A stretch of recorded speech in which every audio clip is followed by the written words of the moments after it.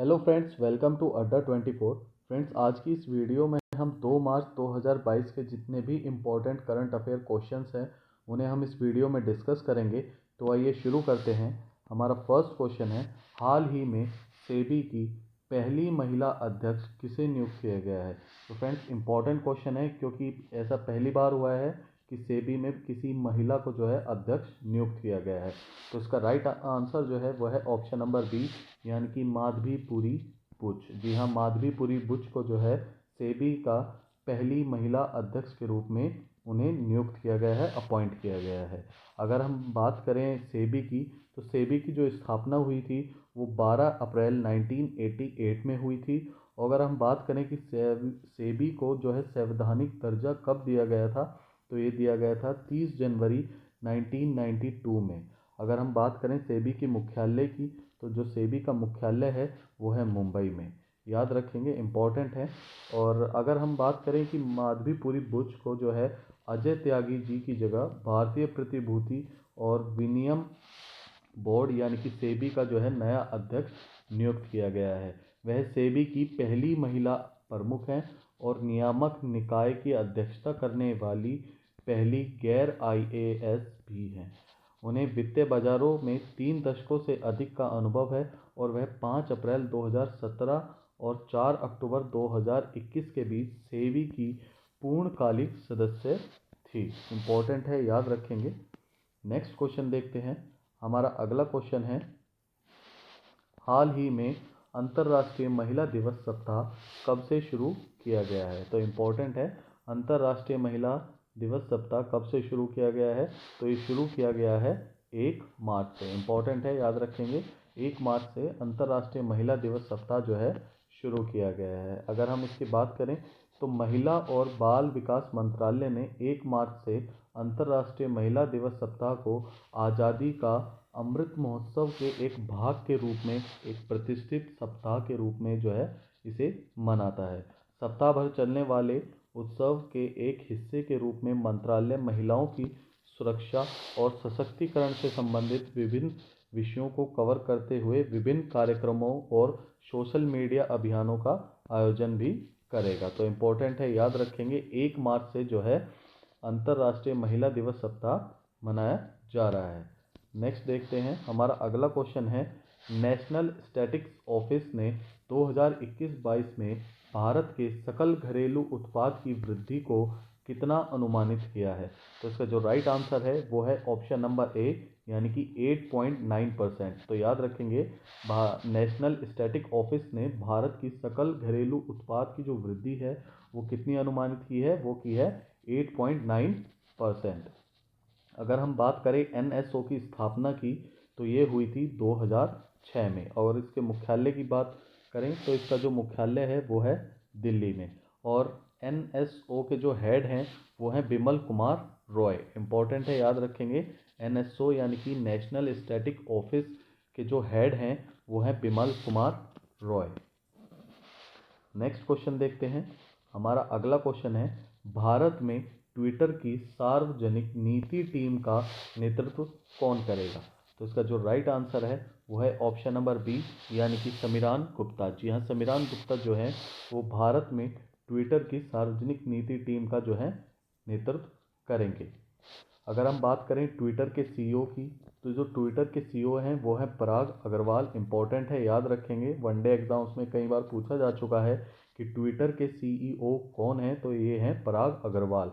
अगर हम बात करें ट्विटर का गठन कब हुआ था, तो ये हुआ था 21 मार्च 2006 को। और अगर हम बात करें ट्विटर के मुख्यालय की, कहाँ पर है इसका हेडक्वार्टर यानी कि मुख्यालय, तो ये है सैन फ्रांसिस्को, कैलिफोर्निया, यूएसए में। इंपॉर्टेंट है, याद रखेंगे।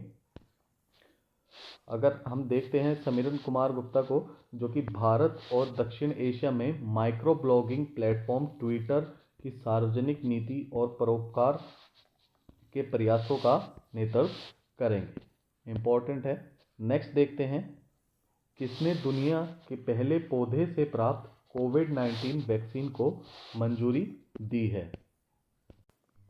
तो इसका राइट आंसर है ऑप्शन नंबर बी, यानी कि कनाडा। जी हाँ, इसका राइट आंसर है कनाडा। अभी हाल ही में कनाडा ने जो है दुनिया के पहली पौधे से प्राप्त कोविड-19 की वैक्सीन को जो है मंजूरी दे दी है। अगर बात करें हम कनाडा की राजधानी की, तो यह है ओटावा, और कनाडा की जो मुद्रा है वो है कनेडियन डॉलर। इम्पोर्टेंट है, याद रखेंगे, कनेडियन डॉलर वहाँ की मुद्रा है। और कनाडा के पीएम पूछें तो वो हैं जस्टिन ट्रूडो। इम्पोर्टेंट है। थोड़ा देखते हैं इस वैक्सीन के बारे में। कनाडा दुनिया का पहला देश बन गया है जिसने प्लांट आधारित कोविड-19 वैक्सीन के उपयोग को अधिकृत किया है। मेडिकेगो इंक यानी कि मित्सुबिशी केमिकल और फिलिप मॉरिस के स्वामित्व वाली एक बायोफार्मा कंपनी की 2 खुराक वाली वैक्सीन जो है वो 18 से 64 ईयर्स यानी कि 18 से 64 वर्ष की आयु के वयस्कों को दी जा सकती है। देखते हैं, वैक्सीन को अधिकृत करने का निर्णय जो है वो 24,000 वयस्कों पर किए गए एक अध्ययन पर आधारित था, जिसमें दिखाया गया था कि कोविड-19 को रोकने में वैक्सीन की प्रभाविता दर जो है वो 71% है, यानी कि 71% जो है ये कारगर है अगेंस्ट कोविड-19 वायरस के लिए। हालांकि परीक्षण ओमिक्रॉन संस्करण के उभरने से पहले किए गए थे। इस वैक्सीन को दिया गया नाम जो है वो है कोविफेंस। ये काफ़ी इंपॉर्टेंट है, इसे याद रखेंगे कि दुनिया की पहली पौधे से निर्मित जो वैक्सीन है कोविड-19 की, उसका जो नाम है वो है कोविफेंस। इंपॉर्टेंट है, याद रखेंगे, कोविफेंस। नेक्स्ट देखते हैं, हमारा अगला क्वेश्चन है, हाल ही में वर्ल्ड पैरा शूटिंग चैंपियनशिप में रजत पदक जीतने वाली पहली भारतीय कौन बनी है? तो इसका राइट आंसर है ऑप्शन नंबर ए, यानी कि पूजा जातियान। जी हाँ, पूजा जातियान जो है वो वर्ल्ड पैरा शूटिंग चैंपियनशिप में भारत की पहली महिला बनी है जिन्होंने रजत पदक जीता है। इनके बारे में देखते हैं थोड़ा। पूजा जातियान जो हैं ने इतिहास रच दिया है, क्योंकि वह दुबई संयुक्त अरब अमीरात में पैरा वर्ल्ड चैंपियनशिप के एक व्यक्तिगत वर्ग में रजत पदक जीतने वाली पहली भारतीय बनी है। वह फाइनल में इटली की पेट्रिल विंसेंजा से हार गई और रजत पदक से ही संतुष्ट होना पड़ा। नेक्स्ट देखते हैं, हमारा अगला क्वेश्चन है, कौन गिफ्ट GIFT यानी कि Gujarat international finance tech city में कार्यालय खोलने वाली पहली बहुपक्षीय एजेंसी बनेगी? तो उसका राइट आंसर है वो है ऑप्शन नंबर बी, यानी कि NDB। अगर हम NDB की फुल फॉर्म की बात करें तो ये है न्यू डेवलपमेंट बैंक। जी हाँ, न्यू डेवलपमेंट बैंक जो है वो Gujarat international finance tech city में कार्यालय खोलने वाली पहली बहुपक्षीय एजेंसी बनेगी। न्यू डेवलपमेंट बैंक जो है खोलने वाली पहली बहुपक्षीय बनेगी गुजरात में, और NDB को इसके लिए जो है मंजूरी मिल गई है, और मई 2022 में, जी हाँ, मई 2022 में गिफ्ट सिटी में कार्यालय खोला जाएगा इसके द्वारा। अगर हम बात करें न्यू डेवलपमेंट बैंक के बारे में यानी कि NDB के बारे में, तो NDB की स्थापना ब्रिक्स देशों यानी कि ब्राज़ील, रूस, भारत, चीन और दक्षिण अफ्रीका द्वारा 2014 में ब्रिक्स के साथ साथ अन्य उभरते बाजारों के में बुनियादी ढांचे और सतत विकास परियोजनाओं के लिए संसाधन जुटाने के उद्देश्य से की गई थी, और यह 2015 में जो है चालू हुआ, और इसका मुख्यालय जो है वो शंघाई यानी कि चीन में है। तो इम्पोर्टेंट फैक्ट्स हैं NDB से रिलेटेड कि इसकी स्थापना किसने की, तो ये की है ब्रिक्स के जो देश हैं उन्होंने की है, और इसकी जो स्थापना हुई थी वो 2014 में हुई थी, और ये जो स्टार्ट हुआ था ये 2015 में हुआ था, और इसका जो NDB का मुख्यालय यानी कि हेडक्वार्टर है वो शंघाई चीन में है, और सभी संस्थापक सदस्य समान रूप से इस बैंक के मालिक भी हैं। नेक्स्ट देखते हैं, हमारा अगला क्वेश्चन है, किसने भारत के पहले ई-वेस्ट इको पार्क को मंजूरी दी है? तो ये किसने दी है? तो ये दी है फ्रेंड्स दिल्ली ने। जी हाँ, दिल्ली ने जो है भारत के पहले ई-वेस्ट इको पार्क को मंजूरी दी है। अगर हम देखें इसके बारे में कि दिल्ली कैबिनेट ने भारत का अपनी तरह का पहला इलेक्ट्रॉनिक वेस्ट इको पार्क स्थापित करने को मंजूरी दी है।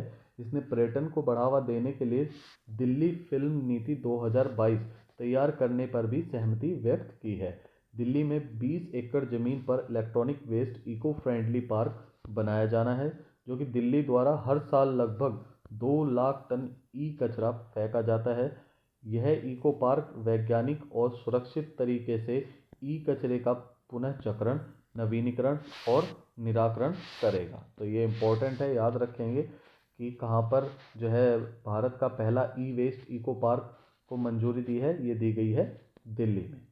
नेक्स्ट देखते हैं, हमारा अगला क्वेश्चन है, हाल ही में दूसरा LG cup ice hockey championship 2022 किसने जीता है? तो फ्रेंड्स, इसका जो राइट आंसर है वो है ऑप्शन नंबर ए, यानी कि लद्दाख स्काउट्स। जी हाँ, लद्दाख स्काउट्स ने जो है दूसरा जो LG cup ice hockey championship 2022 जीता है। अगर हम बात करें लद्दाख के उप राज्यपाल की, यानी कि गवर्नर की, लेफ्टिनेंट गवर्नर की, तो वो हैं आर.के. माथुर। नेक्स्ट क्वेश्चन देखते हैं, हमारा अगला क्वेश्चन है, हाल ही में शून्य भेदभाव दिवस किस दिन मनाया गया? तो इम्पोर्टेंट क्वेश्चन है, शून्य भेदभाव दिवस किस दिन मनाया गया है? तो इसका राइट आंसर है ऑप्शन नंबर बी, यानी कि 1 मार्च। जी हाँ, 1 मार्च में शून्य भेदभाव दिवस जो है मनाया गया है। 2022 का जो विषय है, यानी कि थीम है, वो है नुकसान पहुंचाने वाले कानूनों को हटाएं, सशक्त बनाने वाले कानून बनाएं। तो इम्पोर्टेंट है, कई बार एग्जाम्स में थीम भी पूछ ली जाती है, तो याद रखेंगे, नुकसान पहुंचाने वाले कानूनों को हटाएं, सशक्त बनाने वाले कानूनों को बनाएं। इम्पोर्टेंट है। अगर हम डीप में देखें एक बार, शून्य भेदभाव दिवस क्या है, तो यह हर साल 1 मार्च को मनाया जाता है। इस दिन का उद्देश्य सभी लोगों को उनके कानून और नीतियों में बिना किसी भेदभाव के समानता, समावेश और सुरक्षा का अधिकार सुनिश्चित करना है, ताकि किसी भी बाधा के बावजूद गरिमा के साथ पूर्ण जीवन जी सके।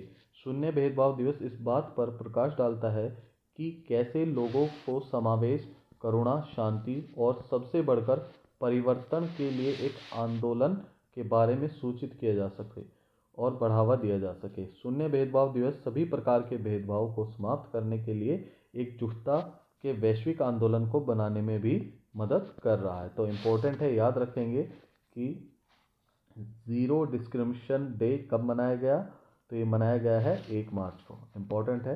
नेक्स्ट देखते हैं, हमारा अगला क्वेश्चन है, हाल ही में किसने मैक्सिकन ओपन 2022 जीता है? तो इसका राइट आंसर है, वो है राफेल नडाल। जी हाँ, राफेल नडाल ने अभी हाल ही में मैक्सिकन ओपन 2022 जो है जीता है। और राफेल नडाल ने जो है स्पेन के हैं, और इन्होंने ब्रिटिश, यानी कि ब्रिटिश के नंबर 1 कैमरन नोरी को 6-4, 6-4 से हराकर मैक्सिकन ओपन 2022 का खिताब जो है अपने नाम किया है। और यह उनके कैरियर का 91वां जो है एटीपी खिताब है। इम्पोर्टेंट है, सबसे ज़्यादा खिताब इन्होंने जीते हैं, 91वां एटीपी खिताब है, और सीज़न का तीसरा खिताब है इनका। 2005, 2013 और 2020 में पिछला खिताब जीतने के बाद यह चौथी बार है जब राफेल नडाल ने मैक्सिकन ओपन खिताब जीता है, यानी कि इन्होंने इससे पूर्व 3 बार पहले भी मैक्सिकन ओपन जीता है, तो ये चौथी बार था इनका। पुरुषों के अगर डबल खिताब की बात करें तो उसमें जो विजेता रहे हैं वो फेलिसियानो लोपेज, जो कि स्पेन के हैं, फेलिसियानो लोपेज, और दूसरे हैं स्टेफनोस सिपास। तो याद रखेंगे, इम्पोर्टेंट है, मैक्सिकन ओपन 2022 राफेल नडाल ने जीता है।